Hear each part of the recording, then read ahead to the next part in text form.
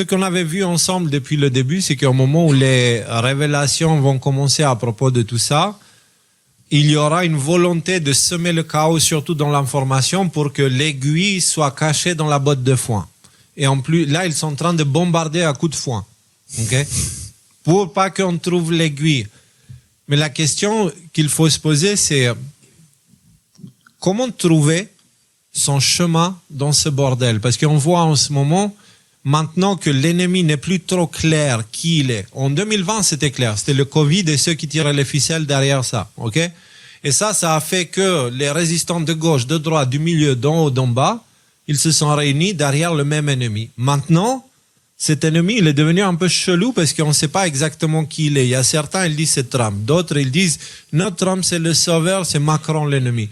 Non, c'est pas Macron l'ennemi, c'est Poutine l'ennemi, tu vois. Ah non, c'est la violence animale et la déconnexion de l'homme, etc. C'est qui l'ennemi au final, tu vois. Donc je pense qu'on entre dans cette période qu'on prévient depuis le début, où la seule façon de sortir de là, c'est de tourner le doigt vers l'intérieur. Parce que si tu commences à regarder, essayer d'apprendre ce qui se passe dans la vie à travers Internet, c'est mort. C'est mort. À part le chaos, il n'y a rien d'autre qui va arriver dans la tête. Par contre, qu'est-ce qui apporte la paix?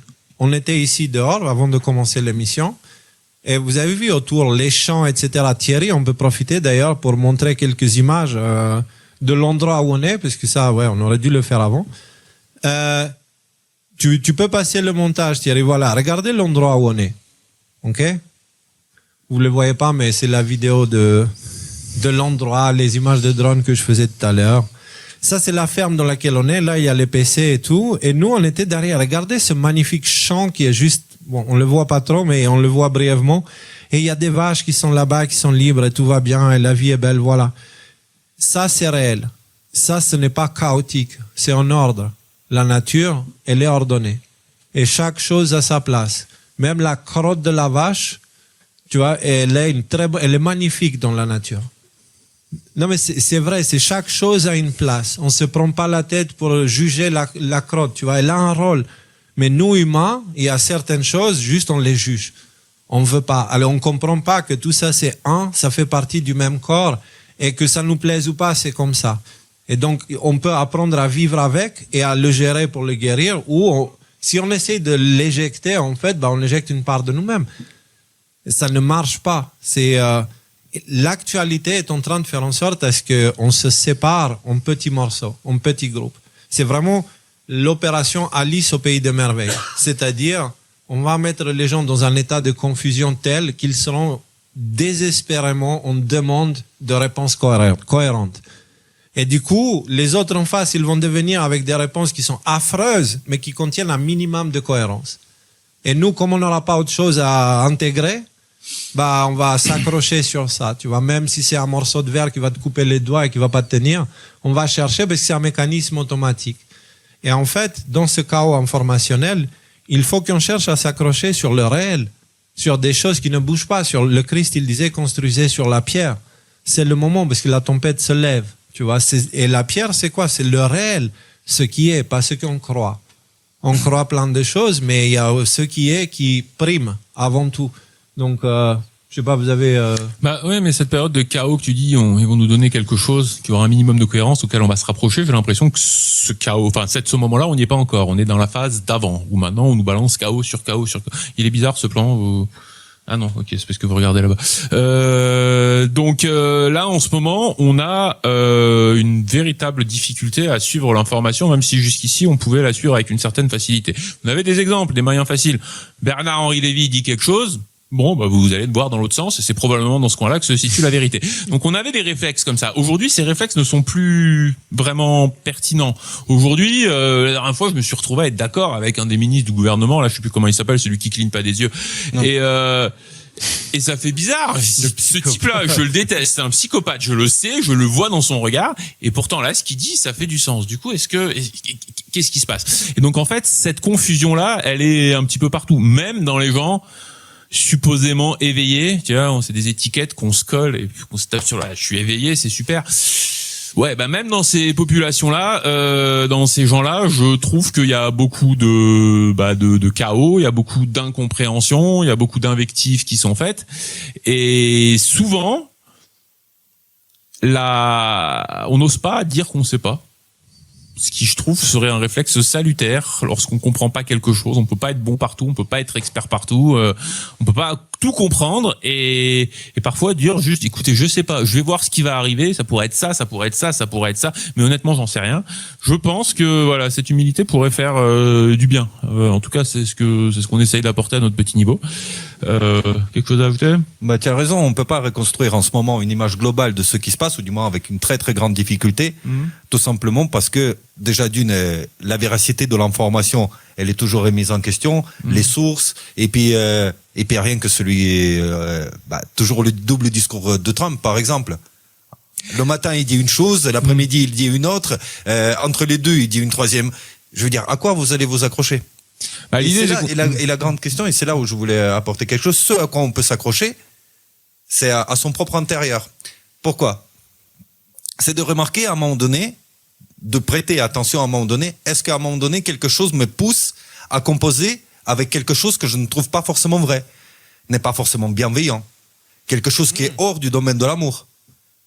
Et là, à un moment donné, on peut vraiment se mettre des trains pour ne pas se laisser embarquer dans quelque chose contre lequel on s'opposerait en temps normal, mais vu qu'on nous a désigné un ennemi d'avance, ou on nous a embarqué dans un narratif, on essaye de fermer les yeux un tout petit peu sur tel ou tel détail de...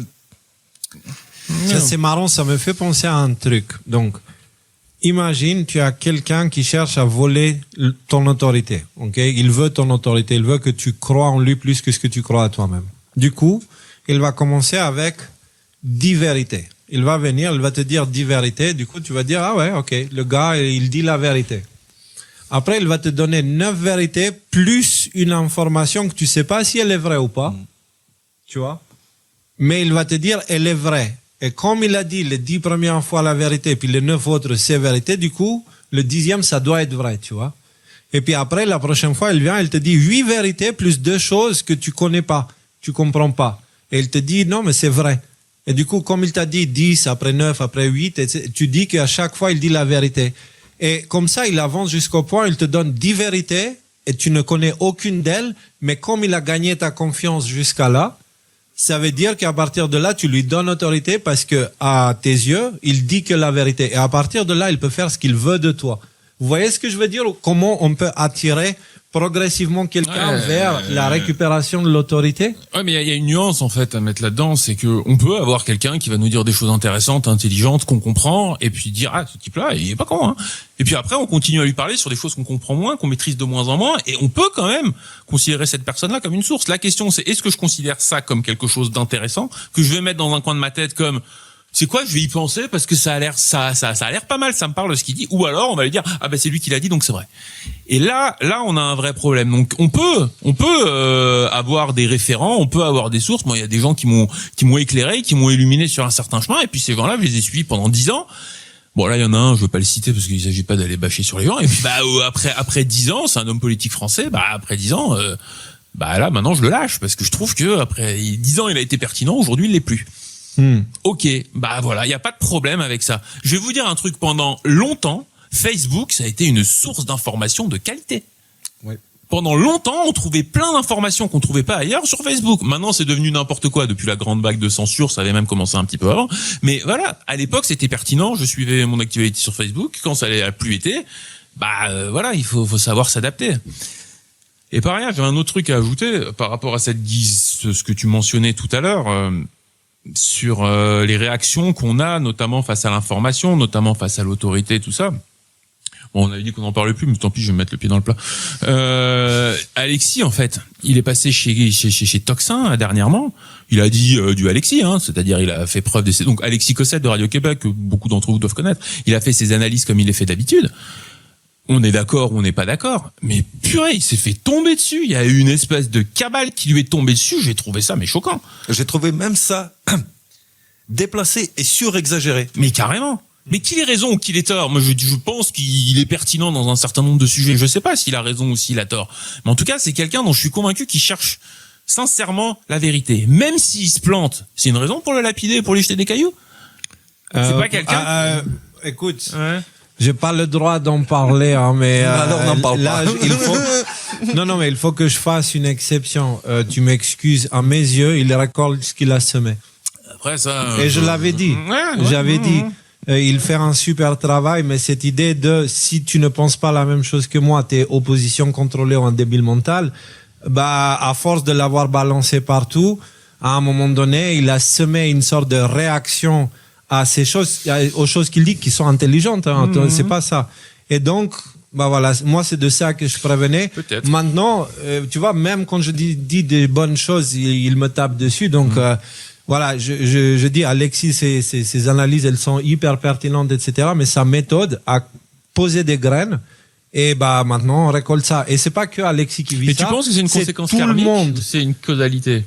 Est-ce que c'est son comportement C'est la qui même génère- chose, hein, les deux conséquences karmiques et causalité, les deux c'est la même chose.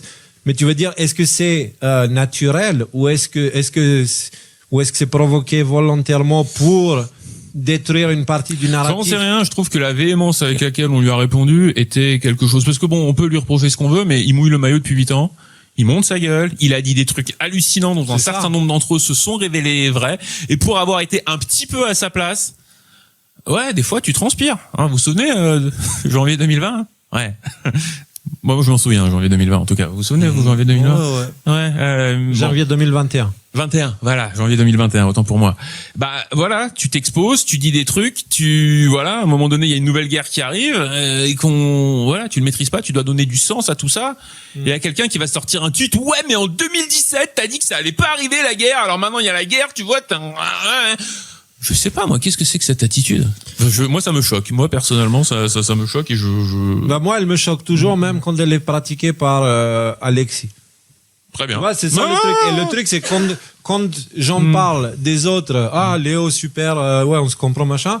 Par contre, quand ça s'adresse à notre camp à nous, Léo, moralisateur, je sais pas quoi, tu vois. Je trouve moralisateur. Donc, c'est l'autre camp qui a tort, du coup, c'est eux qui font les erreurs. Et dès que quelqu'un te met dans le camp des autres, tout d'un coup, il devient ennemi, tu vois. Donc, pour moi, ceux qui attaquent Alexis en ce moment, ils abusent, mais de façon exagérée, parce qu'ils ignorent tout le travail monumental qu'il a fait. Ils ne prennent pas en compte sa position pour comprendre aussi pourquoi il est agressif. Et Alexis, j'ai déjà dit, il est seul. Il m'a dit, il faut pas que je le défende. Et toi, Alexis, excuse-moi, c'est le contexte. C'est Rudy qui a lancé, c'est pas moi. On gueule lui, pas moi. Laisse-moi tranquille. Donc, il faut pas oublier le travail monumental qu'il a fait. Il faut pas oublier comment il a élevé beaucoup de monde à un moment où tout le monde était déprimé. Tu vois, il faut pas oublier toutes ces choses-là. Il faut pas oublier la fatigue que ça provoque chez un individu. Tu vois, il faut pas oublier ça, que ce soit pour nous, mais aussi pour le camp d'en face. Parce que du coup, cette fatigue nous conduit à être moins patients et à se mettre très vite à la défensive. Et c'est un comportement humain. Et quand on se met à la défensive, on entre en guerre contre le monde. Non pas parce que on déteste le monde, mais parce qu'on est fatigué, on a besoin qu'on nous foute la paix. Tu vois. Et Alexis, on lui a pourri la gueule depuis très longtemps et de façon publique, et il est seul. Je signale donc, même si je n'approuve pas du tout ce qui se passe, je comprends, je désapprouve les attaques qui se prennent complètement. Et Alexis, s'il te plaît, ne me tape pas dessus, c'est pas moi qui voulais ça. Ah, ok, d'accord, c'est pour moi ce coup-ci. Ceci dit, une dernière chose, est-ce que au final il a raison, est-ce qu'il a pas raison? On verra, l'avenir nous le dira, et il y a aucun problème à le dire. Il a des bons arguments, maintenant en face il se passe des trucs super bizarres. J'ai pas besoin de décider, j'ai pas besoin d'avoir eu une croyance fondamentale dure comme fer. L'avenir nous le dira. En tout cas, Et surtout, ce qu'on oublie très très souvent, c'est que c'est pas comme les expériences que Nikola Tesla pouvait, en fait, tout simplement réaliser dans sa tête. Et ensuite, quand il le faisait matériellement, l'expérience, elle prouvait raison à sa théorie. C'est pas de la science à proprement dit. oui, c'est pas répétable, Où, c'est pas. voilà, tu mets tant de c'est pas encadré courant, par ou un tu rajoutes protocole. 1 plus 2 égale 3. C'est pas ça. Là, on parle globalement d'un conflit global entre ce qu'on appelle l'État profond et, je sais pas, et les patriotes. Et maintenant, et au milieu de ça, il y a plein de fractions de différentes personnes qui s'en mêlent, qui sont en cheval entre les deux, qui sont des chevaux de Troie, etc. Donc, il y a des tas d'acteurs. Donc, au final, connaître l'issue d'un scénario comme ça, c'est complètement improbable. puisque sinon ça voudrait dire que les patriotes sont complètement en contrôle, que le deep state n'existe plus depuis X années et que juste il faut qu'il déballe un narratif de nouveau l'état du monde. Et alors on est légitimement à ce niveau-là, on est légitimement en droit de se poser la question. Alors pourquoi les morts? Pourquoi tu es autant d'Ukrainiens? Pourquoi tu es autant de Russes? Pourquoi tu es des Iraniens? Pourquoi les Palestiniens? À quoi ça sert? Si vous êtes déjà au contrôle. Tu n'as pas le bon prisme, Nico. C'est pour ça. Tu n'as pas la bonne lecture, tu comprends. Moi, il y a autre chose. Alors, c'est une conversation que j'ai entamée avec quelqu'un tout à l'heure, mais c'est une conversation qui vient et qui revient et qui revient, qui revient dans la communauté de la résistance éveillée, en tout cas les autoproclamés. Il y a cette idée, on ne se rend pas compte à quel point c'est mauvais que de donner tout ce qui est mauvais sur le dos de l'état profond ou des marionnettistes, je sais pas quoi. Tout à l'heure, on regardait le ciel avec quelqu'un. Alors vraiment, je donne pas de nom, etc. Et si j'en parle, c'est parce que c'est pas la seule personne, mais il y a 100 personnes qui m'ont parlé de ça. Il regarde les nuages, il regarde le ciel. Et puis il commence à faire l'analyse. Ah, mais tu vois, ça c'est un nuage noir, ça c'est, et puis ça, il y a eu des avions, dès qu'il a fait beau, il y a eu les avions qui sont passés, puis c'est comme ci et c'est comme ça. Et du coup, il n'y a plus aucun phénomène désagréable pour l'humain qui cherche le confort, qui peut se justifier par c'est la vie, c'est comme ça, fais avec. Tout est de l'état profond. Le nuage noir là-haut, c'est l'état profond. Les lignes même, c'est l'état profond. Ce n'est pas forcément l'état profond à la façon qu'on l'imagine, tu vois. Parce qu'en faisant ce genre d'amalgame, qu'est-ce qui se passe? Vous venez de coller un nuage noir au-dessus de la tête qui va cacher le soleil. Pourquoi? Parce que c'est pas de votre faute. C'est pas de notre faute. Moi, si je pense ça, je me dis... Ça, c'est pas mal. Moi, j'ai pris 4 kilos, par exemple. C'est pas de ma faute. C'est l'état profond, du coup. C'est l'état profond, parce que pourquoi je suis con? Pourquoi je suis agressif? Pourquoi je suis méchant? Parce qu'il fait moche. Pourquoi il fait moche? Parce qu'ils ont mis les nuages. Du coup, moi, j'ai compris tout ça. Toi, t'as pas compris. Du coup, toi aussi, tu participes au complot. Tu fais partie du truc. Mais moi, je suis éveillé, je vais t'apprendre. Ah ouais, c'est ça, les éveillés? Non, merci. Non, merci, excusez-moi, mais c'est... En faisant ça, vous êtes encore plus emprisonnés que ceux qui portaient les masques devant les yeux pendant le Covid, en fait. Pourquoi? Parce que tout le monde de la Terre, c'est dû au monde extérieur et nous, on se déresponsabilise. C'est jamais de notre faute. Et ça, c'est un phénomène qui commence à me briser les testicules, pour dire ça d'une façon classe. Dans la résistance, c'est donner tout le poids de l'existence à l'état profond. Mais vous les divinifiez, en fait. Ces gens-là, ce sont des crétins, des imbéciles qui n'ont aucune idée de ce qu'est l'existence. Ils n'ont absolument aucune idée de ce qu'ils font. La seule chose qu'ils font, c'est des pénis qui cherchent des vagins. Concrètement, c'est ça. Concrètement, vraiment, pour le dire vulgairement, toute cette histoire. Epstein, c'est quoi? C'est le pot de miel. Comment il les attirait? Parce qu'il y en a certains qui ont du mal à gérer ce qu'il y a en dessous du pantalon, vous comprenez? Et donc, du coup, ça, c'est ceux qui tirent les ficelles. OK? Et ces gens-là, vous pensez qu'ils sont intelligents au point de faire des plans qui font que les nuages sont marrons ou gris clair ou bleu profond? Je pense un petit peu oversimplifié, parce que une partie de ces gens-là allait chez Epstein, il y en avait une autre partie qui allait pas chez Epstein, et puis on peut être un gros détraqué sexuel et avoir une connaissance de la physique ou des mathématiques qui soit avancée. Je pense que là où je suis d'accord avec toi, là où je te rejoins, c'est que... Excuse-moi, Rudy. Ouais. Quelqu'un qui est en état de obésité morbide. Oui. D'obésité morbide? Ouais. Obésité morbide, ok? Qui te regarde droit dans les yeux et qui dit, ah, mais c'est pas moi, c'est la nourriture, c'est la bouffe qu'on mange. Pourquoi c'est la bouffe qu'on... Ah, mais ils mettent des chimiques et tout. Mais excuse-moi, mais est-ce qu'il vient te le forcer dans la gueule? Ah, mais là, pour le coup, non, juste, mais là, je suis dans ce cas de figure, je suis d'accord avec toi. Dans le cas des nuages, si on arrive à se mettre d'accord, si oui ou non, ils sont créés ou quoi. Et là, on te le met dans la gueule. Et mais dans le monde des éveillés, il y a personne qui parle de ce phénomène. De chemtrails, c'est quand même... Non, pas des chemtrails. Mais justement, il parle des chemtrails en disant tout est à cause de ça. Et puis après, quand il y a les chemtrails, ça m'impacte émotionnellement. Du coup, j'ai le droit d'être con.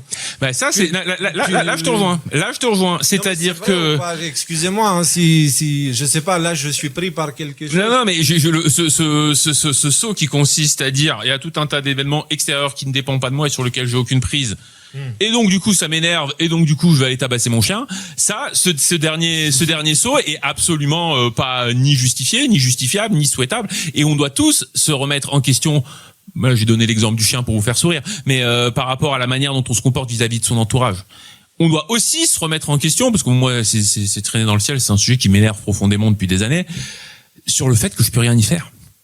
Je peux m'énerver, je peux commencer à rouler à 150 à l'heure et risquer de me prendre un poteau et de tuer la voiture d'en face parce que ça m'a saoulé, mais je n'ai pas de prise là-dessus et ça prend du travail sur soi-même, du self-control et des choses comme ça. Des fois, il y a des jours où j'y arrive mieux que d'autres, on va dire, pour accepter le fait que il aurait pu faire beau, peut-être qu'en fait on va avoir un temps dégueu cette semaine, mais qu'est-ce que je peux y faire?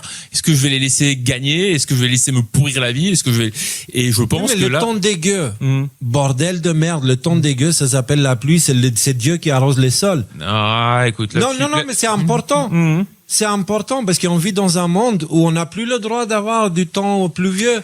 On n'a plus le droit qu'il fasse froid. La mère nature, elle peut plus rien faire à part nous faire des massages, nous nettoyer. Par exemple, des massages, il y a évidemment des ouragans, des tempêtes, des pluies, des machins, des nuages, ce que tu veux. Aujourd'hui, dans le 06, sur la Côte d'Azur, ils sont passés, mais comme des putois. Et je pense que il y a plein de gens ici dans le public qui vont être d'accord. Vous les avez vus. Ils sont passés comme des salles. Maintenant, si dans 3 jours, il y a des nuages, une tempête et des choses comme ça, ok, c'est un phénomène naturel qui existe depuis la nuit des temps. Ceci dit, aujourd'hui, ils sont passés comme des porcs. Moi, je te dis que la frontière, elle est très fine entre je suis capable de faire la différence entre les tempêtes chemtrail et les tempêtes. Parce que moi, je ne vois chez ceux qui font ces genres de connexions, je ne vois, ils ne savent pas où est la limite. C'est-à-dire, il y a un nuage dans le ciel. Ah ouais, ça c'est l'avion d'avant-hier. Je pense que le pilote a lâché une caisse à cet endroit et ça a fait un nuage, tu vois. Ouais, mais il faut pas prendre toujours un exemple le plus caricatural pour généraliser l'ensemble de personnes, par exemple, qui mettent en avant un phénomène. Parce que c'est ce qui était appliqué à nous. Et donc, du coup, faut pas l'appliquer aux autres. Mais après, le sujet on est arrivé au chemtrail qui justifie justement nos comportements malsains. Ouais, ça revient toujours à la même chose. Le chemtrail, faut pas se fixer dessus. Je sais pas, de l'obésité. Non, mais ce qui se passe à l'extérieur, en fait. Parce qu'on a parlé dans l'infosphère, et maintenant, globalement, ce qui se passe à l'extérieur. La malbouffe, le big pharma, on va dire, encore, les chemtrails, les guerres, je sais pas, aujourd'hui, l'abattage des animaux, etc. Est-ce que la question s'est posée, la fondamentale, est-ce qu'aujourd'hui, ça justifie à moi que je cautionne quelque chose d'inacceptable? Est-ce que je cautionne de ce que je me prohibais en temps normal, en temps de paix. Si vous vous êtes posé cette question et si vous vous êtes répondu, vous n'allez pas tabasser votre chien parce que vous êtes de mauvaise humeur. Par exemple, de dire, mon opposition que jusqu'à là elle m'a attaqué, maintenant je suis en position de force, du coup je vais les envoyer en enfer. Oui, par c'est sûr exemple, que ça. Est-ce que c'est un propos acceptable? Ça dépend de ton référentiel, mais nous on arrive, on fait tout un speech comme quoi on se prétend du Christ, donc évidemment dans ce référentiel-là tu peux pas dire des choses comme ça. Maintenant ça c'est notre référentiel à nous, qu'on a choisi nous. Mais c'est un exemple, c'est-à-dire on nous a attaqués et on n'aimait pas ça. Maintenant nous on est en position de force, on peut répondre et du coup on le fait. Tu vois ce que je veux dire? C'est triste et pas acceptable, mais c'est tellement commun que c'en est dérangeant en fait. Mais c'est ça qui rend les choses acceptables. Ils nous font vivre le martyr pour que nous derrière on cherche la vengeance. Et du coup on se trouve légitime à aller pourrir la gueule de l'ennemi en face. L'ennemi qui est notre frère, qui regarde les infos ailleurs, c'est tout. C'est la seule différence. C'est ça, c'est comme dans les guerres, tu sais, il y a les questions. Par exemple, là il y a l'Iran. Il a posé une condition aux États-Unis pour avoir la paix. Il a dit les États-Unis doivent payer les réparations à l'Iran. L'Ukraine, elle avait posé ça à la Russie. La Russie doit payer les réparations. Chacun d'entre nous, quand il subit un préjudice, que ce soit d'un système que d'une autre personne, il va consciemment ou inconsciemment réclamer des réparations. Et très souvent, ces réparations, ils se manifestent sous la forme de la vengeance. Parce qu'on pense que ça va nous remplir, etc. Et ce que nous avons, nous sommes nombreux à pouvoir oublier, c'est que la réparation, comme le pardon, ça vient pas de l'extérieur, mais pas du tout, pas du tout. C'est quelque chose, c'est juste retrouver un état de paix, parce que rien ne réparera un tel ou tel préjudice, comment dire, d'une manière exacte. Ça sera juste un simulacre de réparation. Et là, en fait, tu mets le doigt sur un truc qui est essentiel. Le début de cette conversation, c'est ok, je vois ou je crois voir des avions qui laissent de la merde dans le ciel et qui font des vrais nuages, ça m'énerve.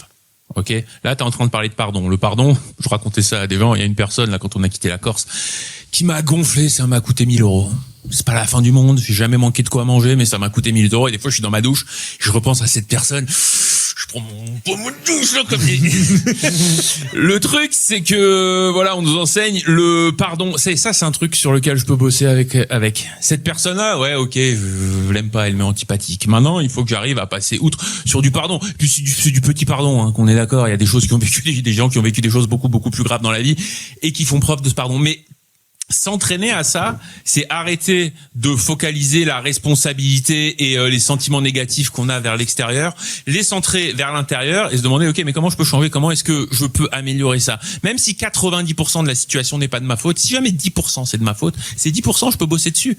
Ces 90%, j'ai rien que je peux faire dessus. Et en fait, souvent, je pense que la colère qu'on a vient du sentiment d'impuissance qu'on a de la situation. Et qu'on alimente en disant tout ce qui arrive de mauvais, c'est à cause des autres. Oui, c'est ça. C'est ça que je veux dire. J'exagère, je caricature exprès pour stimuler le débat dans le sujet. Et d'ailleurs, je profite. Oui, ça marche? Test en 2. Donc, je profite parce qu'on peut faire tourner les micros. On prend juste 10 minutes, pas plus, on fixe un chrono comme on l'avait dit au début. Hein. Vous avez la possibilité de poser des questions. Et faites en sorte à ce qu'on puisse en avoir 2 ou 3 en 10 minutes. Est-ce qu'il y a quelqu'un qui a quelque chose à dire? Pas des questions forcément, mais des commentaires. Ou... Moi, je voulais dire que par rapport à tout ce que vous dites, c'est en fait qu'il faut, de manière globale, très près, collé. De manière globale, quoi qu'il arrive à l'extérieur, garder notre humanité à chaque fois. C'est ça. Se rappeler de ça, en fait, et ne pas se laisser embarquer par l'extérieur. Par l'extérieur. Ouais. Pardon. Ouais, donc c'est important de rester concentré, d'avoir un fil rouge, quelque chose de solide sur quoi t'accrocher. Voilà. Et cette chose, c'est l'humanité. C'est ça. Parce que c'est ce qu'on est. C'est pas ce qu'on croit. C'est ce qu'on est. On s'en fout de ce qu'on croit. Parce que ce qu'on croit dépend de notre vie. Et il n'y a pas 2 personnes dans le monde, même les jumeaux identiques, ils n'ont pas la même vie. Vous comprenez? Donc ce qu'on croit nous divise. Ce qu'on est nous unit. Et ce qu'on est, c'est... Mais cette humanité qu'il faut garder, à chaque fois se rappeler, en fait... Mais l'humanité, la sacrée, parce que le mot humain, aujourd'hui, depuis Adam, c'est devenu une insulte. Limite. Pas limite, mais ouais. La vraie humanité, alors. Hein. Pas celle qui a été détériorée. Le sens noble du mot humain. Tu vois, homme avec le grand H. Avec toutes les belles valeurs que ça peut porter.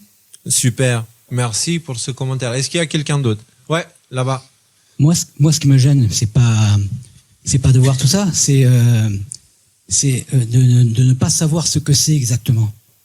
Ce que c'est quoi? Les nuages, quand on parlait de nuages, c'est qu'on subit quelque chose. Mais tu ne devrais pas remplir ton les vides de ta connaissance avec ton imaginaire et surtout pas avec les conneries que tu trouves sur Internet. Parce qu'en fait, c'est ça, c'est concrètement ce que tu dis, c'est je sais pas ce que c'est. Alors du coup, j'ai entendu que, et du coup, c'est ça. Alors, je ne sais pas ce que c'est, mais par contre, je vois bien que c'est pas naturel. Comment tu vois que c'est pas naturel? Parce que depuis Tamino... Mais si tu ne sais pas ce que c'est, tu vois, il y a la contradiction déjà là. Tu ne sais pas ce que c'est, mais tu sais ce que ne sait pas. Ce que ce n'est pas. Ouais, sémantique, En tout cas, de ma perception. Donc ça veut dire que il y a des attentes. C'est-à-dire, si moi je viens te donner une explication naturelle, elle va même pas entrer parce que tu vas me dire non, c'est pas naturel. Tu vois ce que je veux dire? Je te parle pas des traits des avions, c'est évidemment que c'est pas naturel. C'est évidemment que c'est pas naturel, mais les conséquences qu'elle engendre, tu vois, ça, il y a autant de vérité que d'individus qui croient à ça, tu vois. Oui, exactement. Donc, et c'est pas que je ne crois pas, le problème est bien réel, mais de là à, il y a un nuage noir qui est passé dans le ciel à forme et tout, et ça, c'est l'avion d'avant-hier. Il y a une grosse différence, tu vois ce que je veux dire? Non, ça n'a pas autant d'inertie que ça. Voilà. Hein, ça c'est ce que tu crois toi, mais excuse-moi, il y a plein de gens qui m'ont saoulé avec les chemtrails, qui allaient vraiment dans des extrêmes. C'est pour ça que j'exagère. Il faut juste rester réaliste. Quand j'étais minot, moi, le ciel était bleu et était clair. On avait, surtout ici, pendant une longue période, on n'avait pas un seul nuage dans le ciel. Maintenant, c'est monnaie courante. C'est d'abord des traits et après des nuages fluo. Mais j'ai une question à te poser quand même. Je sais pas ce que c'est. Ok, mais justement, maintenant tu sais pas ce que c'est et ça te trouble. Maintenant, si j'arrive et je te dis c'est facile, c'est de l'aluminium, du strontium, du barium dans telle proportion, dans machin, je te donne une liste, ok, et je te dis au final, en plus, c'est très mauvais pour ta santé. Est-ce que tu vas te sentir mieux? Non. Parfois, et si moi je viens et je te dis La raison pour laquelle il y en a plus aujourd'hui, c'est parce qu'il y a beaucoup plus d'avions dans le ciel. La raison pour laquelle ils apparaissent toujours avant la formation des nuages, c'est parce que ce sont les conditions qui se réunissent pour que les nuages se forment. Et dans ces conditions-là, la chaleur du moteur provoque beaucoup plus facilement cette traînée à l'arrière. Donc concrètement, c'est un phénomène annonciateur de nuages. Ce n'est pas forcément de l'ensommement, je sais pas quoi, comme on dit. Par contre, ce qui est un véritable problème et que les pilotes eux-mêmes te confirmeront, c'est qu'il y a des saloperies dans le carburant qui est éjecté derrière. Tu vois, parce que le pilote, il va pas voler au-dessus de là où il y a sa famille à appuyer le bouton chemtrail. Tu vois, moi, ce que je dis, c'est il faut qu'on soit réaliste parce que du coup, on est en train de dire des choses que si tu les approfondis, elles n'ont aucun sens. Les pilotes de ligne, c'est pas tous tu sais combien il y en a de pilotes de ligne? C'est clair. Des dizaines de milliers. Et donc, tu veux me dire que tout le monde est au courant, il y a le bouton. Et parce que quand tu penses ça, ça veut dire que tu es dans un état de paranoïa tel qu'en fait, le monde est devenu un enfer. Tu es enfermé, mais enfermé dans quoi exactement? Dans la croyance que tout est mal. C'est pas la panne. Oui? C'est pas la paranoïa. Oui, mais les vaccinateurs par milliers. Vaccinateurs par milliers, très bien. Tu vas dans mon sens. Pourquoi? Parce que lui, quand il venait, il te disait quoi? Moi, en fait, je suis de l'état profond. Je sais très bien que je suis en train de t'empoisonner. Je fais ça parce que je suis quelqu'un de méchant. Et non, il te dit pas ça. Il te dit, oh, être humain perdu, que tu n'accrois pas à la médecine, viens ici, moi je vais te soigner avec mes ailes blanches. Regarde comment je suis beau, tu vois. Il va te séduire dans une solution facile. Tu vois, mais la personne elle-même qui le fait, elle n'est pas c'est pas Soros qui va venir faire l'injection. On est d'accord, c'est pas le directeur de Pfizer qui va le faire. Par contre, on va convaincre des gens, on va leur coller des filtres devant leurs yeux pour les convaincre que ce n'est pas grave, ne regarde pas par là. Ils ont commencé à composer avec des choses avec lesquelles, fondamentalement, ils n'étaient pas d'accord. Mais entraînés par leur milieu, entraînés également par la peur de perdre ce qu'ils possèdent déjà, ils ont commencé petit à petit fermer un œil sur une partie de la réalité de ce qu'ils font. Jusqu'à ce qu'ils commettent des actes irréparables, quoi. Et moi, j'ai envie de vous dire un truc, c'est que, comme on l'a dit tout à l'heure, on peut avoir des désaccords, on peut avoir des opinions divergentes, on peut dire, ah bah dis donc, ce qu'il a dit Léo, je suis pas du tout d'accord, ou ce qu'il a dit Rudy, je suis pas du tout d'accord. C'est pas grave. C'est pas grave. Du coup, maintenant, ce sujet qui est plus juste. Alors, ne soyez pas d'accord avec moi sur les chemtrails et tout ça. Par contre, est-ce qu'on peut être d'accord sur le fait que ce n'est pas une bonne idée de s'enfermer dans cette idée que l'état profond contrôle littéralement tout. J'ai la diarrhée, c'est l'état profond, tu vois. Ça sent mauvais, c'est l'état profond. Il faut pas leur donner autant de pouvoir. Parce qu'en fait, en le faisant, on se donne des excuses. Et là, on a besoin de l'exact opposé des excuses. D'accord? C'est que on est capable, bordel de merde, on est capable. Le seul frein qui se pose entre nous et le nouveau monde, c'est nous. Aujourd'hui, ce n'est pas l'État. C'est nos habitudes, c'est la vie qu'on a menée jusqu'à là, qui nous force maintenant à prendre des choix. Pourquoi les gens, ils ont été vaccinés? Moi, je vais te choquer, je vais te dire, les gens n'ont pas été obligés d'être vaccinés. Non, ça c'est une non plus, les soignants non plus, ils avaient le droit de partir. Tu vois? Oui. Donc, c'est vrai. Pourquoi? Comment ils ont réussi à nous obliger? Ils nous ont dit, tu veux aller au cinéma? Ok, c'est par là. Tu veux voyager? Ok, c'est par là. Tu veux, je sais pas, avoir des sorties, aller à l'hôpital. Tu veux aller à l'hôpital, vacciner. Tu veux sortir de ton confort. Exactement. Donc, on t'a créé un monde, on t'a piégé dedans dans ce confort, et maintenant, ce confort va coûter ton âme. Et c'est leur domaine. Et c'est là où on n'a pas besoin d'excuses. Parce que si on s'enferme dans excuses et on dit, ah oui, mais moi j'étais de ce groupe et on a beaucoup souffert, etc. Oui, tu as souffert parce que tu travaillais pour une institution littéralement qui fait l'opposé de ce qu'elle dit. Ok, je vais choquer là. Je pense beaucoup aux soignants. Mais les soignants, ils ont un problème. C'est que ils expriment leur amour pour leur prochain, leur patience, leur courage et leur force à travers une institution qui appartient à qui? Big Pharma. À Babylone. Et donc, du coup, ils deviennent les outils de Babylone, chez qui on leur met une pression considérable. Pourquoi? Pour les rendre fatigués, et pour que eux aussi ils deviennent facilement les outils du système, qu'ils soient pas patients, qu'ils maintiennent la mauvaise ambiance, etc. On torture les gens pour qu'ils restent mauvais, tu vois. Et donc du coup, moi, ces soignants, pour moi, ça a été un désastre ce qui s'est passé, c'est clair. C'est complètement injuste, mais en même temps, c'était totalement prévisible. C'était totalement prévisible pour ceux qui ont gardé un œil sur ce qui se passait. Et donc, du coup, ces soignants, Dieu leur a donné une opportunité. Et il leur a dit, quittez Babylone. Ne vendez pas votre âme pour ça. Quittez Babylone et vous êtes toujours soignant. Ce n'est pas l'État qui vous donne le diplôme de soignant.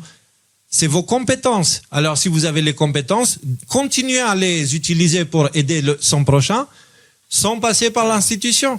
Aidez votre voisinage, votre environnement, des gens autour de toi. Enfin, trouvez une autre façon que Babylone pour faire ce que vous faites, parce que ce que vous faites est noble et Babylone vous le vole. Et l'utilise pour se vanter. Le système médical est basé sur la bienveillance de l'humain. Sauf que le système lui-même, il est corrompu. En fait, ça, on peut le remettre sur tous les secteurs. Mais c'est ça, c'est pour ça que j'ai pris ça comme exemple, mais ça s'applique dans tout. Et dans cette situation-là, si on a des excuses et on cherche des excuses, on peut facilement s'enfermer dans le piège. Parce que là, le piège se referme. On sera tous emmenés à faire des choix. Parce que vivre dans Babylone coûtera son âme. Tu vois? Donc, voilà. Juste une observation. Moi, la dernière observation qui m'a posé question, c'est quand j'ai vu les avions le 14 juillet ou 15 août, hein, ils larguent quand ils veulent et ils s'arrêtent quand ils veulent aussi. Et tu as la traînée qui est derrière, ils contrôlent la traînée. Non, on va pas entrer dans le sujet. Voilà. Tu m'excuses, c'est pas les qui entraînent le sujet. C'est qu'est-ce que tu fais des informations que tu possèdes. Ok, qu'est-ce que tu fais avec ça? Est-ce que tu t'en sers pour comprendre que il faut lâcher tout ça, ou est-ce que tu t'en sers comme excuse pour pouvoir continuer à être comme tu es? Non, c'est sûr. Je dis tu, mais je parle pas de toi. Non, c'est vrai qu'il faut s'en libérer. Ouais. Il faut juste vivre et pas s'occuper de ça. Ça, par contre, tu as tout à fait raison là-dessus.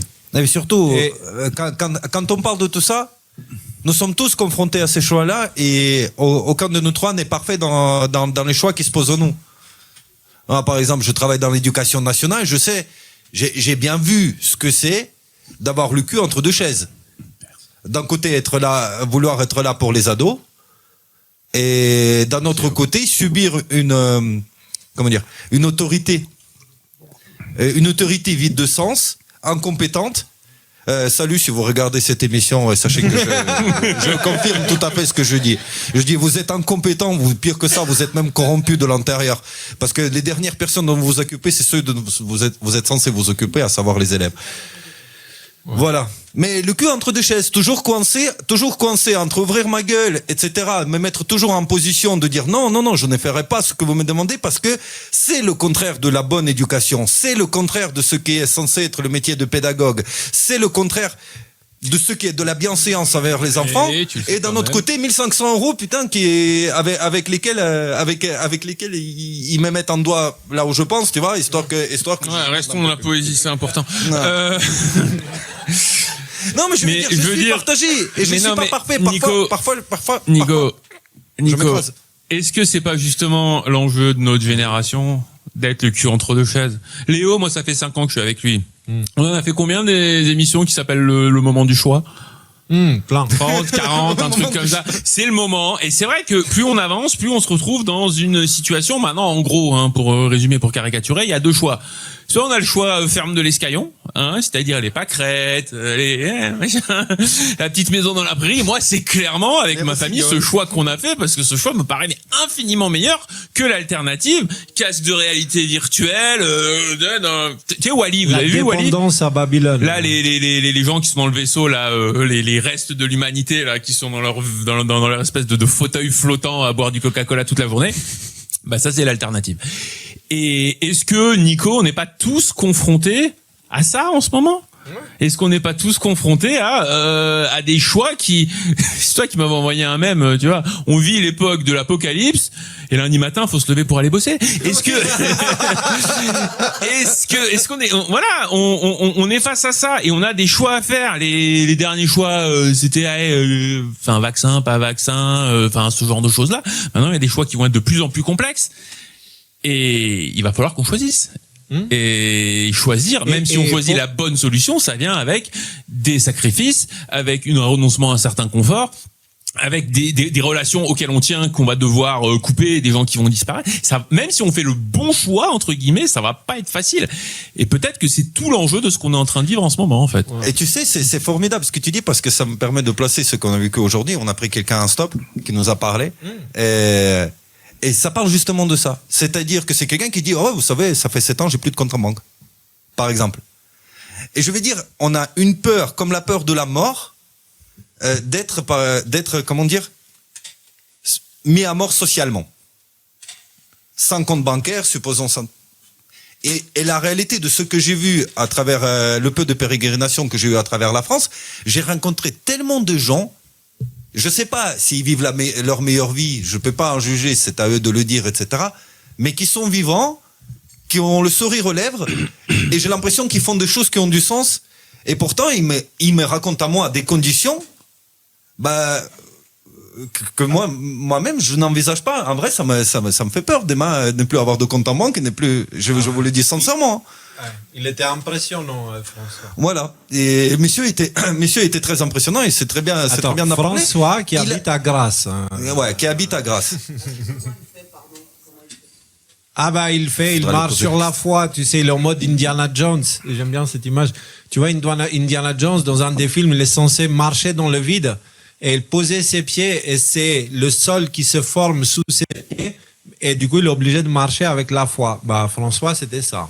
Le gars, il est en autostop, il vient, il nous rencontre nous, il a des projets. D'ailleurs, il faut qu'on vous en parle, les gens d'ici, hein, pas voilà.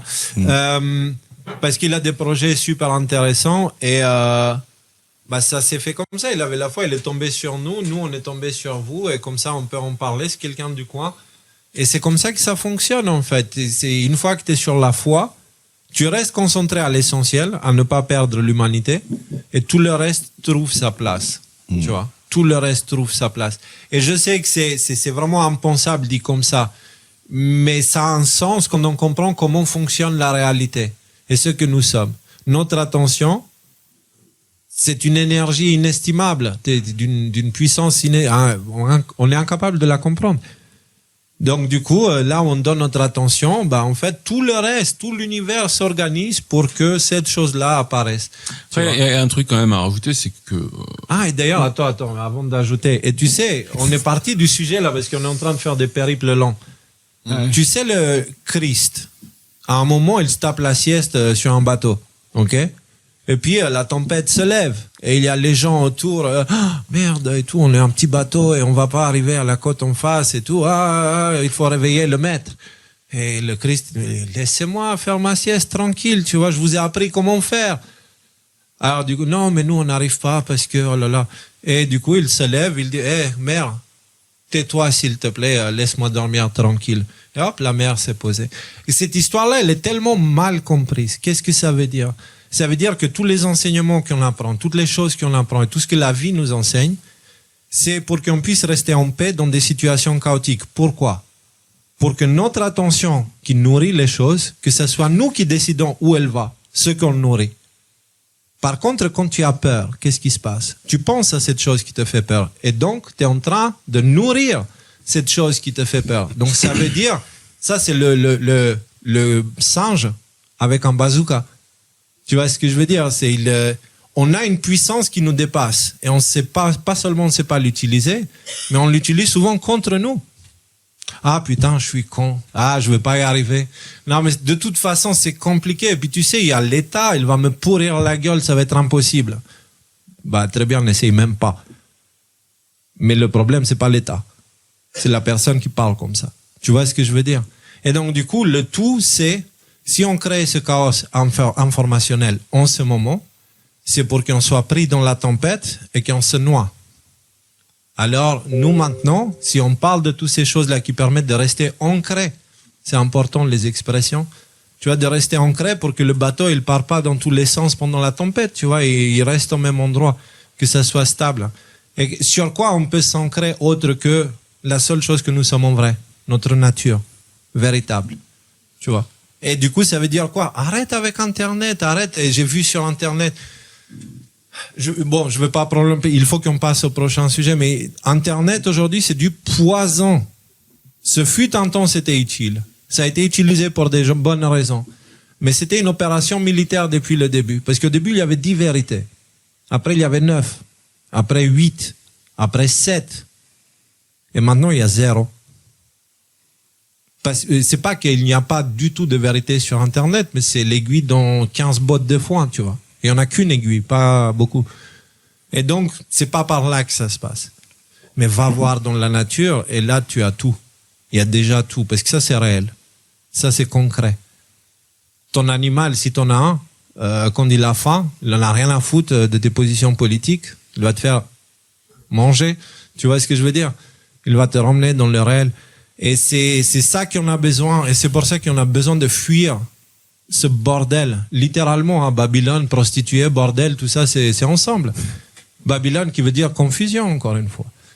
Et donc, pourquoi on parle de tout ça? C'est parce que dans cette confusion, il y a une chose qui est essentielle, une priorité beaucoup plus importante, c'est de ne pas se perdre. Du coup, on lève le pied. On lève le pied, ça veut pas dire on se désintéresse. C'est pas ça. C'est que non, je me concentre à faire en sorte à ce que mon bateau soit bien ancré. Parce que la tempête se lève. Et comme ça, si jamais d'autres bateaux coulent autour, ils peuvent venir de mon bateau.